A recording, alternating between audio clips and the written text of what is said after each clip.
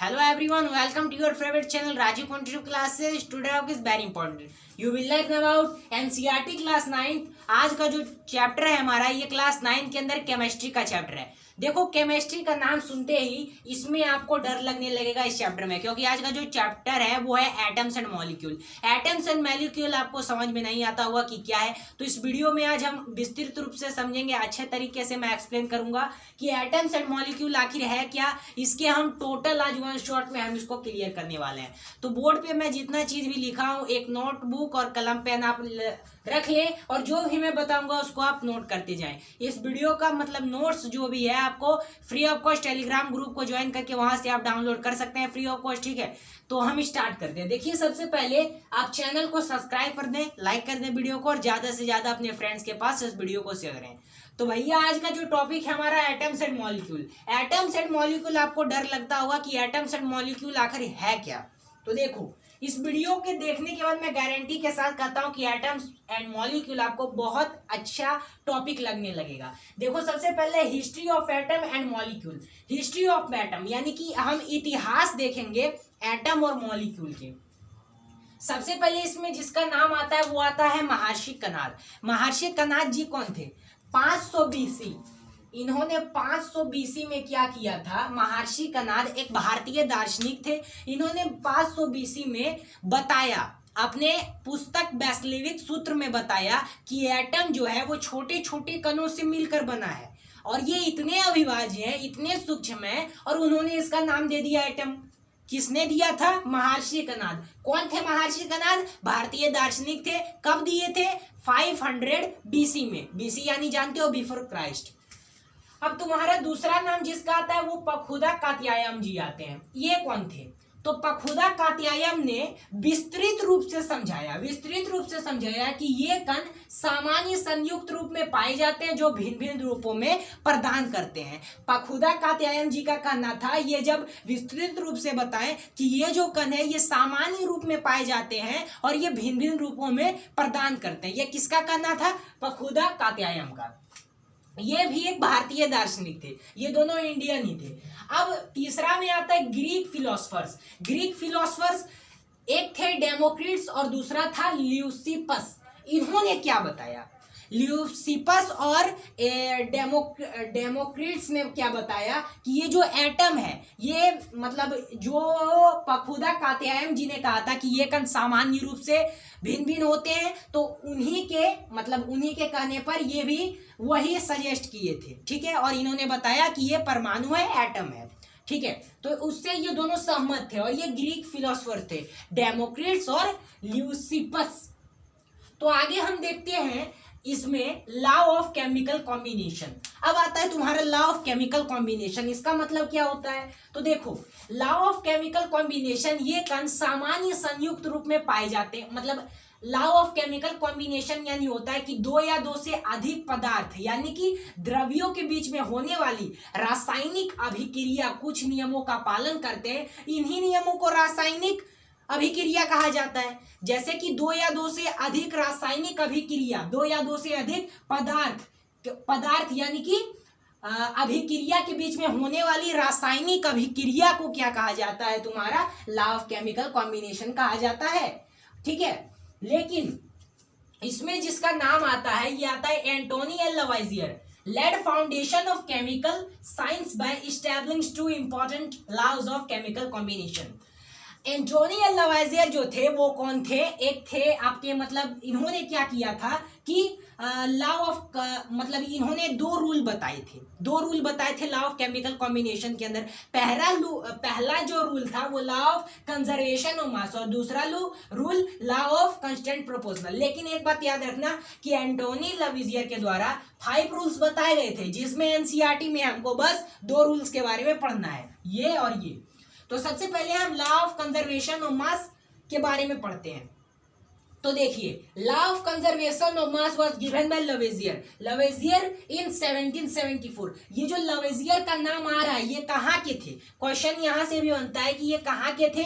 तो ये थे आपके फ्रांस के। फ्रांस के कौन थे? दार्शनिक थे। फ्रांस के एक रासायनिक शास्त्री थे और इन्होंने 1779 में बताया कि law of conservation of mass के बारे में। तो ये किसने दिया था? लवेजियर दिया था। कब दिया था? 1774 में दिया था। According to the law of conservation of mass, देखो according to Lavoisier mass is neither created not destroy in a chemical reaction. Lavoisier का कहना था कि मास जो है ना ही तो हम उसको क्रिएट कर सकते हैं, ना ही तो हम उसको डिस्ट्रॉय कर सकते हैं, यानी कि ना तो हम उसको बना सकते हैं और ना ही उसको हम तबाह कर सकते हैं इन ए केमिकल रिएक्शन, यानी कि रासायनिक अभिक्रिया में। There is no change in mass during a chemical reaction, यानी कि इसमें कोई चेंज नहीं हो सकता है रासायनिक अभिक्रिया में। Total mass of reactants equals में टोटल मास ऑफ प्रोडक्ट होता है, ये ध्यान में रखना, क्योंकि इस पे जो भी न्यूमेरिकल्स बेस क्वेश्चंस आएंगे उस पे ये फॉर्मूला अप्लाई हो जाएगा। देखो एक बात हम देखते हैं, एक क्वेश्चन देख लेते हैं, इससे बहुत इंपॉर्टेंट क्वेश्चन ये आता है, हर एग्जाम में पूछा जाता है। देखिए सबसे पहले मैं आपको बता देता हूँ कि आपका हाफ ईयर में पूछा जाएगा ये क्वेश्चन। तो ये एनसीईआरटी का इंटेक्स्ट वाला क्वेश्चन है। इसमें कहा जाता है कि in a reaction 5.3 gram of sodium carbonate reacted with 6 gram of ethanoic acid, the product were 2.2 gram of carbon dioxide, 0.9 gram of water and 8.2 gram of sodium ethanoic. Should that these observations are in agreement with the law of conservation of mass, ये कहा जा रहा है। और इसमें एक और point दिया हुआ है कि सोडियम कार्बोनेट प्लस में ethanoic acid, sodium ethanoate, water plus में कार्बन डाइऑक्साइड। तो इसको हमको बनाना है। सबसे पहले हम सॉल्यूशन करेंगे यहाँ पे, ठीक है, आपको स्क्रीन पे दिख रहा होगा, चिंता मत करना। देखो सॉल्यूशन करेंगे, इसमें लिखेंगे कि केमिकल रिएक्शन। देखो केमिकल रिएक्शन हम करेंगे, इसमें सबसे पहले लिखेंगे कि दी केमिकल रिएक्शन, उसके बाद यहाँ पे जो दिया हुआ है सोडियम कार्बोनेट, सबसे पहले ये लिखेंगे सोडियम, फिर लिखेंगे कार्बोनेट, फिर क्या लिखेंगे हम? कार्बोनेट। उसके बाद प्लस में लिखेंगे हम एथेनोइक एसिड। फिर ये क्या बनाता है? सोडियम। क्या करेंगे फिर? सोडियम, फिर लिखेंगे एथेनोट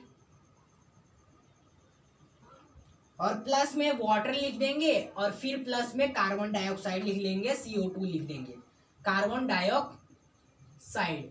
ठीक है, यानी कि इस बेस पर हमको ये न्यूमेरिकल्स बनाने हैं। तो सबसे पहले इसमें मैं लिखूंगा, इसमें सबसे पहले ये देखना है कि न्यूमेरिकल बहुत आसान है। सबसे पहले देखना है कि mass of sodium carbonate, mass of sodium carbonate ये कितना है? तो ये आपका कितना दिया हुआ है यहाँ पे? Mass of sodium carbonate question में दिया हुआ है, ये दिया हुआ है आपका 5.3 ग्राम।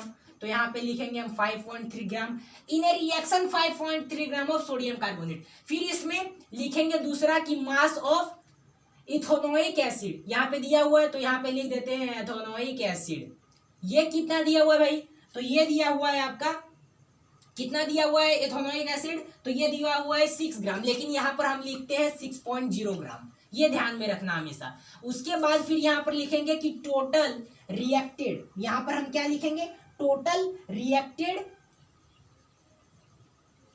Reacted mass, total mass of reacted. तो ये कितना आएगा? यानी कि 5.3 ग्राम प्लस में 6.0 ग्राम करेंगे तो 11.3 ग्राम आंसर आ जाएगा इसका। लेकिन अभी आंसर नहीं है, और बड़ा है। उसके बाद क्या कहता है? मास ऑफ सोडियम एथेनोइक, उसके बाद वाटर, मास ऑफ वाटर, फिर कार्बन डाइऑक्साइड। ये जब आप mass of carbon dioxide, mass of water, mass of sodium ethanoic को लिखिएगा, तब फिर उसको जब आप जोड़िएगा तो 11.3 ग्राम होगा। तो ये आता है तुम्हारा न्यूमेरिकल बेस्ड क्वेश्चन। ये किसमें आता है? लॉ ऑफ कंजर्वेशन ऑफ मास में आता है, लॉ ऑफ कंजर्वेशन ऑफ मास में आता है। अब हम देखते हैं जो दूसरा लवेजियर के द्वारा प्रतिपादन किया गया था लॉ ऑफ कांस्टेंट प्रोपोर्शनल के बारे में। तो देखो ये क्या कहता है? This law was given by Proust in 1779। Proust के बारे में बताता हूं कौन थे।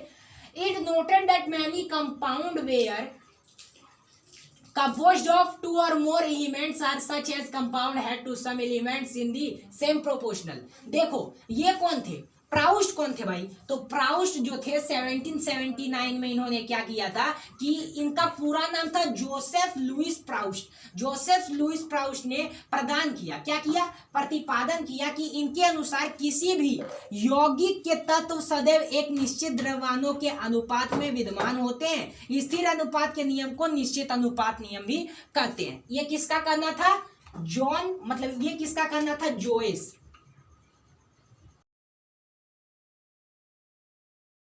किसका कहना था भाई?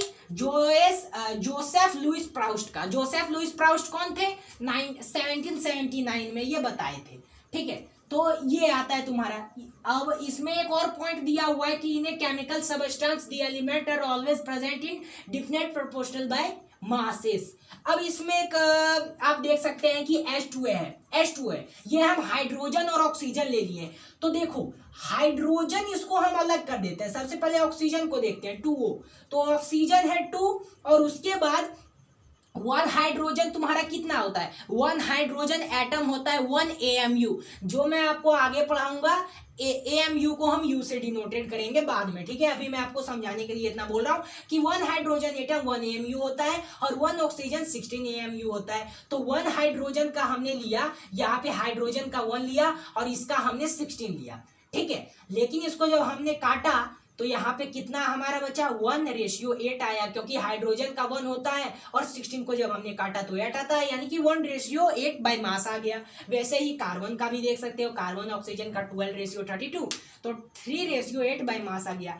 1 कार्बन एटम कितना होता है? 12 AMU होता है। और 10 एटम कितना होता है? मतलब 1 ऑक्सीजन कितना होता है भाई? 16 AMU होता है। 1 कार्बन एटम 12 AMU और तुम्हारा 1 ऑक्सीजन एटम 16 AMU होता है, ये याद रखना। ये 10 नहीं है, ये ऑक्सीजन है। एक और क्वेश्चन ले लेते हैं लॉ ऑफ कांस्टेंट प्रोपोर्शनल में। देखो hydrogen and oxygen combine in the ratio 1:8 by mass to form water. What weight the oxygen gas would be required to react completely with 3 gram of hydrogen gas. तो इसका answer लिखना है। इसमें कहा जा रहा है कि 1 ग्राम of hydrogen reacted with oxygen, 1 ग्राम जो हाइड्रोजन है वो रिएक्टेड किसमें करता है? ऑक्सीजन में। और इसलिए 3 gram of hydrogen with reacted oxygen, मतलब रिएक्टेड ऑक्सीजन विथ, तो 8 ग्राम इक्वल्स में 8 इंटू में 3 कीजिएगा और उसके बाद 24 ग्राम आंसर लगाए। 8 × 3 कितना होता है? 24 होता है, तो 24 ग्राम आ जाएगा, ठीक है। तो ये आता है तुम्हारा किसमें? लॉ ऑफ कांस्टेंट प्रोपोर्शनल में, स्क्रीन पर जैसे आपको दिख रहा होगा। तो ये था आपका history of atoms and molecule. अभी तक जो हमने पढ़ा उसमें मैंने आपको बताया ये चीजें आपने पढ़ा।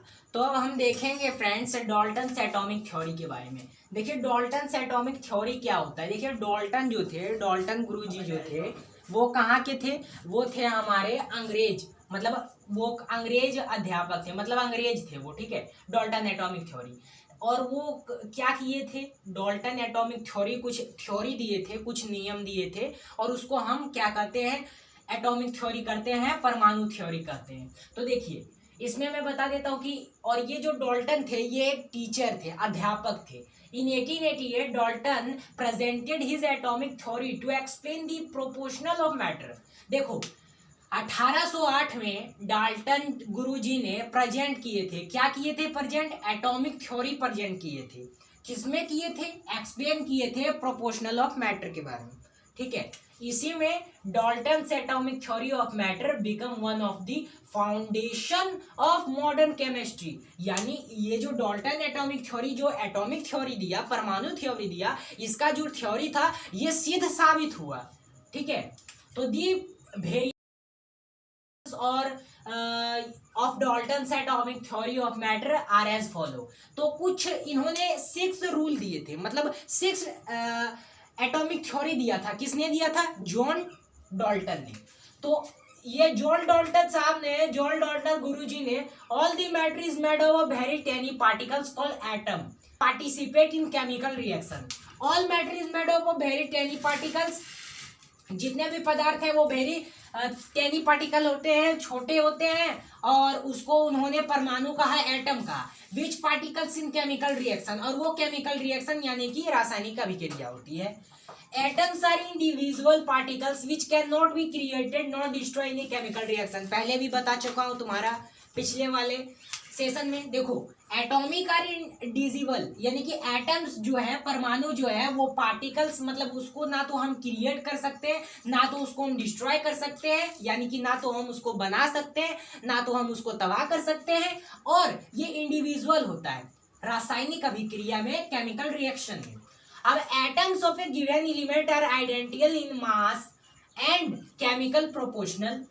तीसरा इनका थ्योरी था कि atoms of a given element, atoms यानी परमाणु जो होता है, atoms of a given element are identical in mass and chemical reaction. Atoms of different element mass different masses and, देखो डॉल्टन, जॉन डॉल्टन गुरुजी ने बताया कि एटम जो है, परमाणु जो है वो डिफरेंट एलिमेंट्स के होते हैं, डिफरेंट उनके मासेस होते हैं, ठीक है, केमिकल। और पांचवा है कि atoms combine in the ratio small whole number to form compound. फिर छठा है कि the relative number and kinds of atom are consist in a given compound, यानी कि जॉन डाल्टन गुरुजी जो थे, जॉन डाल्टन गुरुजी ने, उन्होंने छह थ्योरी दिया था, लेकिन it is now known that the same of the statement of Dalton atomic theory of matter are not exactly correct, ठीक है। Same of the drawback of the Dalton atomic matter are given below. देखो कुछ इसी क्रम में Dalton atomic theory आया, तो Dalton जी जो थे वो अंग्रेज थे, अंग्रेज गुरुजी थे, टीचर थे, और उन्होंने 6 थ्योरी दिया। लेकिन जब केमिस्ट्री साइंस में क्या होता है कि वैज्ञानिक शोध करते ही रहते हैं, तो जब वैज्ञानिक जो थे आगे चल के मॉडर्न पीरियड में जब उसका शोध होने लगा, उस पर सर्च होने लगा, तो पता चला कि कुछ जो डाल्टन जी ने केमिस्ट्री के अंदर अपना प्रतिपादन किया था, अपना जो थ्योरी दिया था, उसको गलत साबित किए, ठीक है। तो क्या क्या गलत साबित किए? सबसे पहले इन्होंने 3 क्या किया था, स्टेटमेंट दिया था। देखो 3 स्टेटमेंट आपको दिख रहा होगा स्क्रीन पे। सबसे पहले मैं बता देना चाहता हूं कि इट इज, यहाँ पे बता देना चाहता हूं, इन्होंने पहला स्टेटमेंट दिया, दूसरा स्टेटमेंट दिया और तीसरा स्टेटमेंट दिया, और सिद्ध किसने किया? वैज्ञानिक सिद्ध किया कि डाल्टन एटॉमिक थ्योरी जो है वो गलत है। देखो कुछ गलत है, जैसे कि दूसरा था कि 2-3 होने वाला कि जितने भी एलिमेंट है, उन्होंने कहा था कि जितने भी एलिमेंट है उनका मास सेम होता है। डाल्टन एटॉमिक थ्योरी के मुताबिक जितने भी एलिमेंट्स हैं उनका मास सेम होता है, लेकिन सी कार्बन है, सी ये ठीक है। अब इसका जो है किसी का 12 है, किसी का 13 है, किसी का 14 है, तो क्या इसका एटॉमिक थ्योरी सेम है? बिल्कुल नहीं है। और ये किसने बताया? जो मॉडर्न पीरियड में साइंटिस्ट आए उनको। तो कुछ दो एटॉमिक थ्योरी थे उसको गलत साबित किया। जैसे दूसरा देख लेते हैं कि एक है तुम्हारा 40 के, ठीक है, मतलब एक तुम्हारा 40 पोटासियम है, ठीक है, पोटासियम, और एक तुम्हारा कैलोरीन है, तो इसका भी 40, इसका भी 40, यानी कि उन्होंने बताया कि जो भी एलिमेंट्स होता है उसका मास सेम नहीं होता है, लेकिन इसका मास सेम है। देखो 40 तो सेम ही है। तो इस टाइप से मॉडर्न पीरियड में क्या किया गया था कि जो साइंटिस्ट थे उन्होंने रिसर्च किया और पता चला कि डाल्टन एटॉमिक थ्योरी में जो सत्य पाया गया केमिस्ट्री के अंदर वो कुछ गलत है। आगे देख लेते हैं हम एटम्स। आगे एटम्स देख लेते हैं। एटम्स यानी होता है तुम्हारा परमाणु। Just as all the house are made up of bricks in the same way. देखो एटम जो है वो किसकी तरह लगता है? ये लगता है तुम्हारा जो हाउस रहता है, जब आप अपने घर के बगल में या फिर घर आपका जब बनता होगा मकान, तो उसमें देखता होगा कि ब्रिक्स, ईंटें जो है उसमें लगी जाती है, ब्रिक्स, ठीक है। तो BRICS in the same way all the matter is made up of atoms. आपको पता है कि जितने भी एटम है, पदार्थ है, वो परमाणु से बने हैं, एटम से बने हैं। Thus atom are the building block of all the matter around us, ठीक है। जो भी परमाणु है वो building block of, like a building block of all the matter around में होते हैं।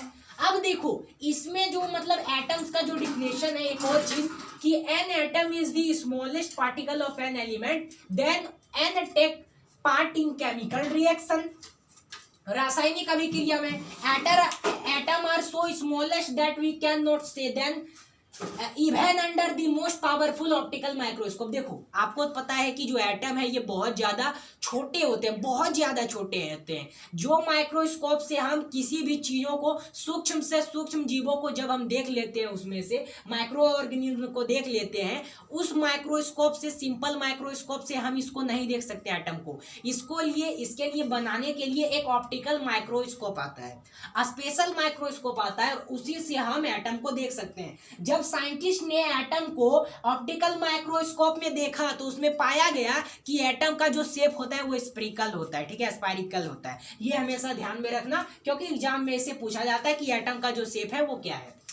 अब आता है सिंबल ऑफ एलिमेंट। तो देखो, we will first discuss the atom symbol. हम सबसे पहले डिस्कस करेंगे एटम सिंबल के बारे में और then the modern symbol of element. बाद में हम मॉडर्न एलिमेंट सिंबल के बारे में डिस्कस करेंगे।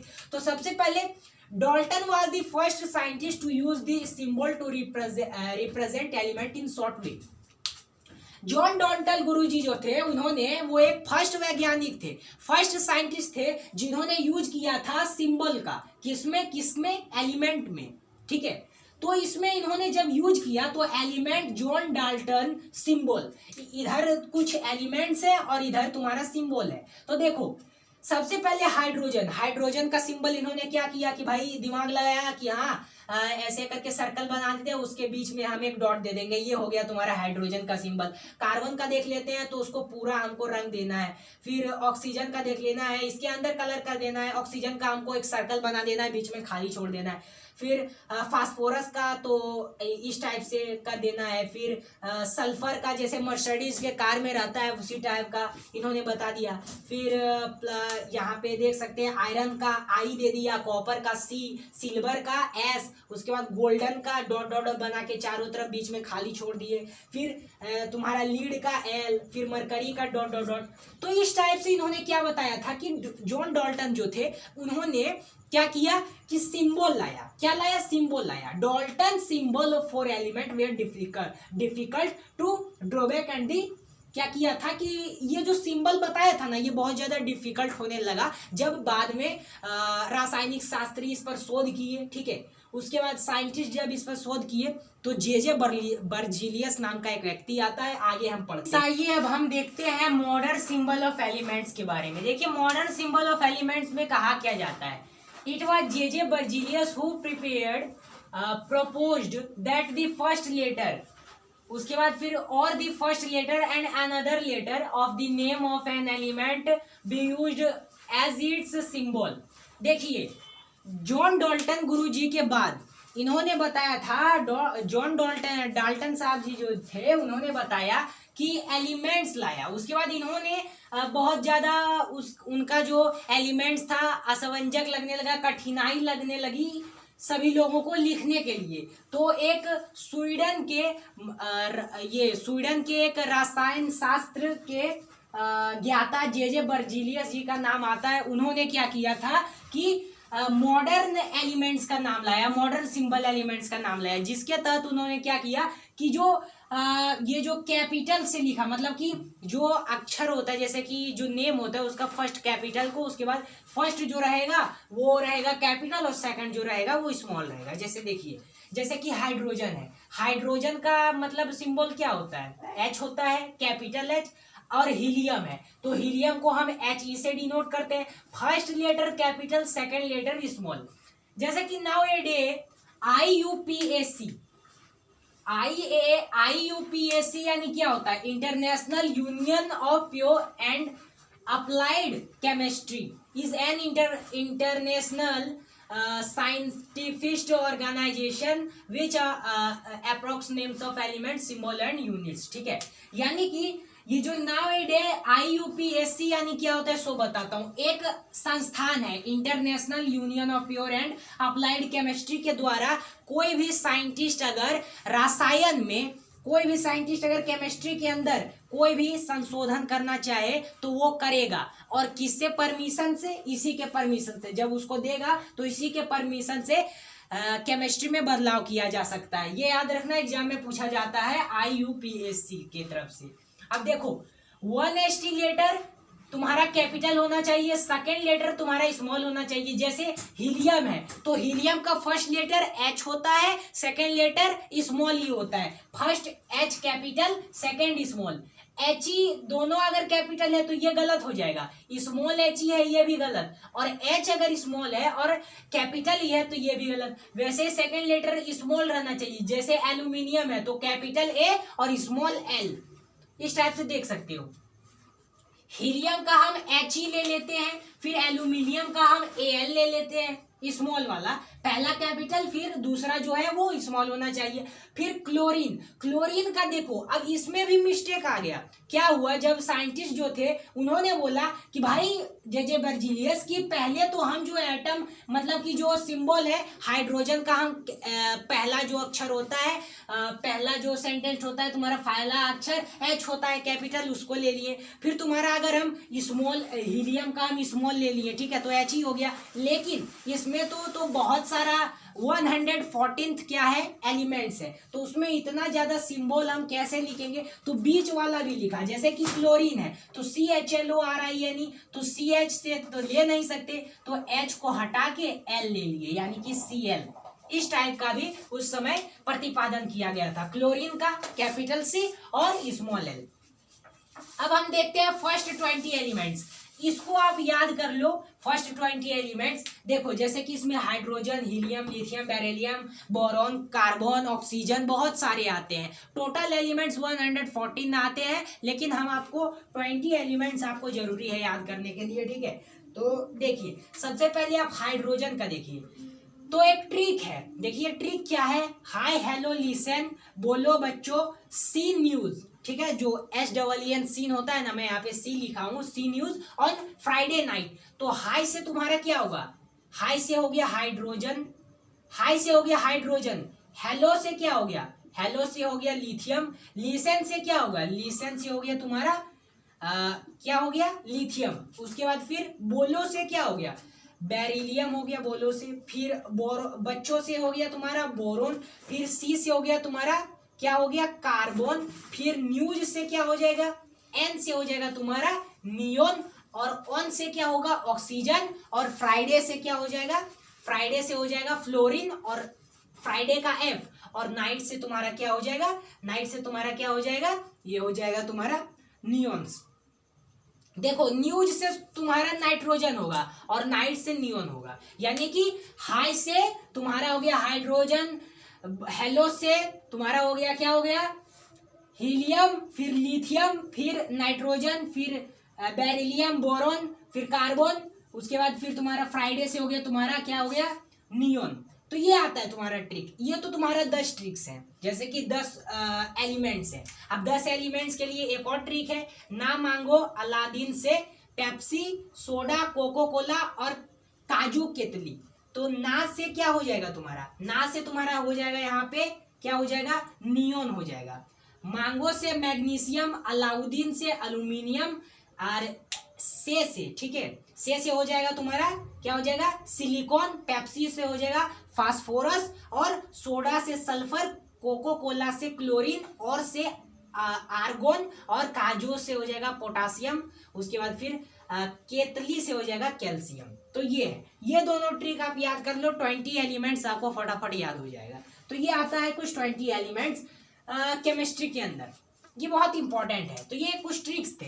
अब हम देखते हैं atomic mass of an elements. देखो एटॉमिक मास ऑफ एलिमेंट्स में हम सबसे पहले समझते हैं, वन एटम ऑफ हाइड्रोजन, जिसको हम एस से डिनोट करते हैं, has a mass of 1.67 into में 10⁻24 ग्राम, और 0.0000000000000000 और 1673 ये किसका है, ये एटॉमिक मास है। किसका एटॉमिक मास है, हाइड्रोजन का, जिसको हम 1.673 इंटू में 10⁻24 ग्राम भी लिखते हैं, या फिर इस टाइप से तुम करते हो, इतना बड़ा इसका है। तो इसी के लिए बहुत ज्यादा इसमें 24 जीरोस होते हैं। अब देखते हैं हम कार्बन। तो carbon 12 atom has been an atom mass as exactly 12 atomic mass unit. Atomic mass unit was earlier written in said as AMU. यहाँ पर AMU का बात आता है। AMU के बारे में मैंने आपको पहले देखो AMU के बारे में मैंने आपको पहले बता चुका हूँ कि AMU को हम U से भी डिनोट करते हैं, तो यही यहाँ पर U से डिनोट करने वाला बात लिखा गया है। और one atom of carbon, one atom of carbon 12 होता है तुम्हारा 12 AMU, जिसे हम U से डिनोट करते हैं। और 12 AMU होता है mass of one atom of carbon 12, और 1 AMU को हम 1/2 12 इंटू में mass of one atom of क्या करते हैं, कार्बन 12 लिखते हैं। जैसे कि देखो, जैसे कि हम एक तराजू लेते हैं, ठीक है, तराजू पे अगर हमको एटॉमिक मास बोलता है निकालने के लिए कोई भी, तो एटॉमिक मास निकालने के लिए सबसे पहले तराजू लिए, इस साइड हमने क्या किया, एक हाइड्रोजन रखा और उधर हमने एक पिज्जा का स्लाइड रखा। तो एक पिज्जा का स्लाइड रखेंगे, इधर हाइड्रोजन रखेंगे, तो 1 हाइड्रोजन एटॉमिक मास कितना होता है, 1 होता है, 1 AMU होता है, जिससे हम U से डिनोट करते हैं। तो इधर H रखें और उधर हम एक पिज्जा का स्लाइड रखें, तो 1 हाइड्रोजन एटॉमिक मास 1 AMU।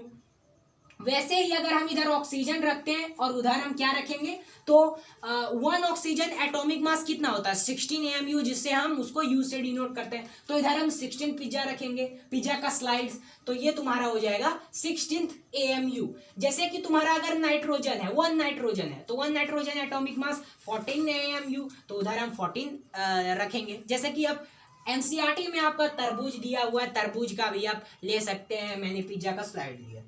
तो इस टाइप से आप बना सकते हो बहुत आसानी तरीके से एटॉमिक मास। लेकिन भाई ये बहुत इंपॉर्टेंट है, एटॉमिक मास याद कर लेना। जैसे देखो, atomic mass of a few elements, ये तो एक एग्जांपल है जिसके रूप में आप समझ सकते हो, लेकिन एलिमेंट्स जो होता है आपको एग्जाम के अंदर ये याद रखना है। जैसे कि हाइड्रोजन का 1 होता है एटॉमिक मास, कार्बन का 12 होता है, नाइट्रोजन का 14, ऑक्सीजन का 16, सोडियम का 24, फिर क्या है तुम्हारा है सल्फर का 32, फिर क्लोरीन का 35.5 और फिर कैल्शियम का 40। तो ये आता है कुछ, और ये जो है atomic mass of few elements आता है। किसका आता है, atomic mass of few elements. अब जो हम देखने वाले हैं वो बहुत इंपॉर्टेंट है। Why do atoms exist of molecules say group of 2 or more atoms which are held together stay by some kinds of attraction force। यानी कि कैसे होता है एटम एग्जिस्ट। देखो इसमें हम पढ़ेंगे मॉलिक्यूल के बारे में। अब यहाँ से इतना जितना भी चैप्टर मैंने अभी आप तक को मतलब अभी तक जो भी मैंने टॉपिक पढ़ाया वो था एटम, लेकिन अब यहाँ से जो स्टार्ट होता है वो आता है मॉलिक्यूल। देखो मॉलिक्यूल जो होता है वो 2 टाइप्स के होते हैं। देखो मॉलिक्यूल्स में सबसे पहले एक मतलब मॉलिक्यूल्स में molecules are classification 2 type, first molecule of element और दूसरा मॉडल ऑफ कंपाउंड। तो मॉलिक्यूल्स ऑफ एलिमेंट में सबसे पहले देखो क्या होता है, जब सेम टाइप के एलिमेंट मिलकर मॉलिक्यूल बनाते हैं। देखो ये जो फर्स्ट मॉलिक्यूल्स ऑफ एलिमेंट है, जब सेम टाइप के एलिमेंट्स मिलकर मॉलिक्यूल बनाते हैं। कैसे, जैसे ऑक्सीजन ऑक्सीजन है, ये सेम एलिमेंट्स है तो मिलकर मॉलिक्यूल बना रहे हैं। वैसे ही मॉलिक्यूल कंपाउंड यानी क्या होता है, जैसे जब डिफरेंट टाइप के एलिमेंट्स मिलकर मॉलिक्यूल्स बनाते हैं। डिफरेंट टाइप्स के एलिमेंट्स मिलकर मॉलिक्यूल्स कैसे बनाते हैं, जैसे हाइड्रोजन का H है और ऑक्सीजन ऑक्सीजन है, तो 2 तो तुम्हारा मिलकर बना रहे हैं, लेकिन एक तुम्हारा अलग एलिमेंट्स है हाइड्रोजन, तो ये अलग है। तो इसी में यही इतना कहा जाता है कि जब सेम टाइप के एलिमेंट्स मिलकर बनाते हैं तो वो तुम्हारा ये आ जाता है मॉडल ऑफ एलिमेंट, और मॉडल ऑफ कंपाउंड जब डिफरेंट टाइप के बनाते हैं तो ठीक है एलिमेंट्स। तो ये तुम्हारा कुछ आता है मॉलिक्यूल्स में। अब हम नेक्स्ट टॉपिक देख ले। तो फ्रेंड्स अब जो आपका टॉपिक है वो है एटॉमिक सिटी। एटॉमिक सिटी यानी होता क्या है, देखिए the number of atom present in one molecules of an element is called its atomic city. यानी कि एक मॉलिक्यूल है, एक मॉलिक्यूल में कितने नंबर ऑफ एटम प्रेजेंट होते हैं उसी को हम बोलते हैं एटॉमिक सिटी। वही होता है तुम्हारा एटॉमिक सिटी। देखो on the basis of their atomic cities the elements may be classifications on the basis of their। देखो on the basis of their पे एटॉमिक सिटी जो है वो उसका क्लासिफिकेशन किया गया है उसके एलिमेंट्स का। तो देखो जो जो एलिमेंट्स आता है पहले आता है मोनो एटॉमिक, फिर ट्रिएटॉमिक, फिर टेट्राटॉमिक एटसेट्रा। तो सबसे पहले इधर हम एटॉमिक सिटी देखेंगे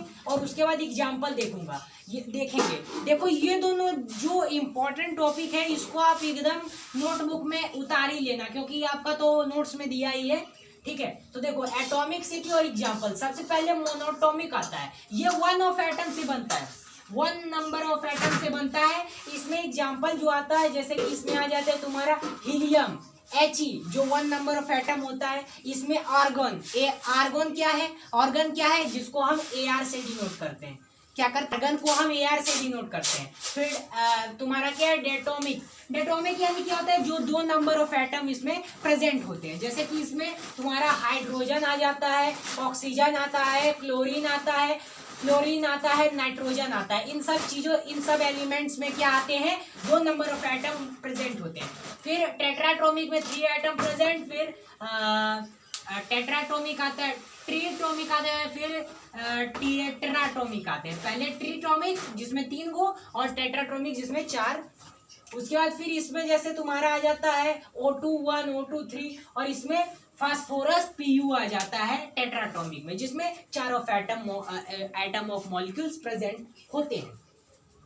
आगे आता है मॉलिक्यूल्स ऑफ ए कंपाउंड। देखो, in the molecules of compound the atom of different elements are combined on based together by chemical bonds. Different atom मतलब मॉलिक्यूल्स ऑफ कंपाउंड यानी क्या होता है, मॉलिक्यूल्स ऑफ ए कंपाउंड यानी होता है कि डिफरेंट एटम से जो बनता है, डिफरेंट एटम से जो बनता है उसको हम मॉलिक्यूल्स ऑफ अ कंपाउंड कहते हैं।